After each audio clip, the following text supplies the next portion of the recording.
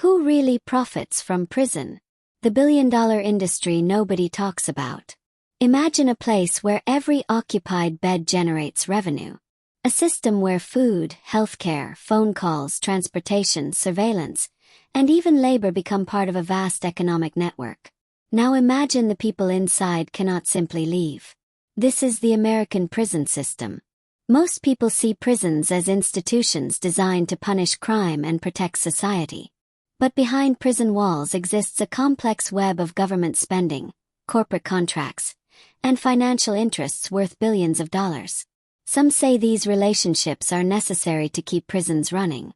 Others argue they create incentives that can conflict with justice. Today we're asking a controversial question. Who really profits from prison?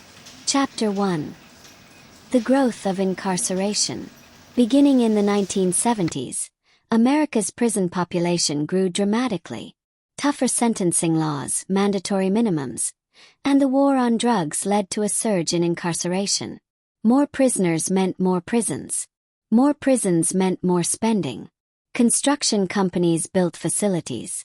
Technology firms sold surveillance systems. Healthcare providers, food suppliers, and transportation companies secured contracts. What began as a criminal justice issue became a major economic ecosystem. Chapter 2. Private prisons. For most of American history, prisons were run by governments. As prison populations increased, private companies entered the industry, offering to build and manage correctional facilities. Supporters argued private prisons could reduce costs and improve efficiency. Critics asked a simple question. If a company profits from incarceration, does it benefit when more people are imprisoned? The debate continues today. Can profit and punishment coexist without conflict? Chapter 3. The business of communication. Imagine being incarcerated hundreds of miles away from your family. For years, prison phone systems faced criticism for high fees that made staying connected expensive. Families argued communication helps rehabilitation and reduces reoffending. Yet phone services became a multimillion-dollar business. And phone calls are only one example. Inside prison, nearly every service involves a contract and every contract involves money. Chapter 4. The commissary economy. Prisons operate their own marketplaces known as commissaries. Inmates purchase snacks, hygiene products, and other necessities. Supporters say commissaries provide convenience. Critics argue inmates have limited alternatives and often pay inflated prices. The debate raises an important question. When people cannot choose where to shop, how should prices be regulated? Chapter 5. Prison labor. Few prison issues generate more debate than prison labor. Across the country, incarcerated individuals perform jobs ranging from maintenance and agriculture to manufacturing and public service. Supporters say prison work teaches responsibility and job skills. Critics point to low wages and limited worker protections. Opinions differ, but one fact is clear. Prison labor creates economic value. And wherever value is created, questions about who benefits inevitably follow. Chapter 6. Following the money.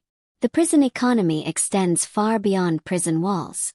Food suppliers, medical contractors, construction firms, software companies, security providers, transportation services, and monitoring companies all play a role. This doesn't automatically mean corruption exists. Large institutions require goods and services. But prisons are unique because the people inside have no choice about participating in the system. That reality creates ethical questions unlike those found in most industries. Chapter 7. Rehabilitation or revenue. At its best, a prison system aims to protect society and reduce future crime. Education programs, mental health treatment, addiction recovery, and vocational training can help people rebuild their lives. But successful rehabilitation creates an interesting challenge. If fewer people return to prison, demand for prison-related services decreases. This doesn't mean companies oppose rehabilitation. It does, however, highlight a fundamental tension. Should financial interests ever be connected to systems whose ideal outcome is their own reduced use? Conclusion. Prisons are among the most powerful institutions in society. They can remove freedom, separate families, and shape futures.